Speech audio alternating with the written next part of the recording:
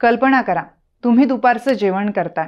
हॉस्टेलमध्ये मित्रांसोबत गप्पा चालल्यात आणि अचानक आकाशातून एक विचित्र आवाज येतो आणि काही समजायच्या आतच आयुष्य बदलून जातं.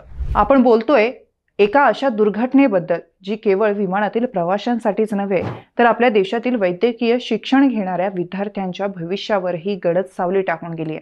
गुरुवारी दुपारी एअर इंडियाचं बोईंग 787 ड्रीम लायनर विमान अहमदाबाद येथून लंडन जाण्यासाठी उड्डाण करत होतं आणि अवघ्या काही मिनिटात एक प्राणघातक वळण घेतं आणि हे विमान कोसळतं. या भीषण दुर्घटनेतील काळजाला अत्यंत भिडणारा भाग म्हणजे त्या विमानाचा अपघात नेमका जिथे झाला तिथे सिव्हिल रुग्णालय आणि बीजे मेडिकल कॉलेजमधील डॉक्टर आणि नर्सिंग कर्मचाऱ्यांची निवासी वसतिगृह होती. जेव्हा विमान कोसळलं तेव्हा विद्यार्थी आणि निवासी डॉक्टर दुपारचं जेवण करत होते आणि त्या शांत क्षणात अचानक त्यांच्या डोक्यावर मृत्यू कोसळतो. या अपघातात 5 MBBS विद्यार्थी, एक PG निवासी डॉक्टर आणि एका सुपर स्पेशालिस्ट डॉक्टरांची पत्नी यांच्यासह एकूण 24 जणांचा मृत्यू झाल्याची माहिती समोर आली आहे. इतकंच नव्हे तर 60 पेक्षा अधिक वैद्यकीय विद्यार्थी गंभीर जखमी झालेत. अनेक जण अजूनही ढिगाऱ्याखाली अडकल्याची भीती वर्तवली जाते.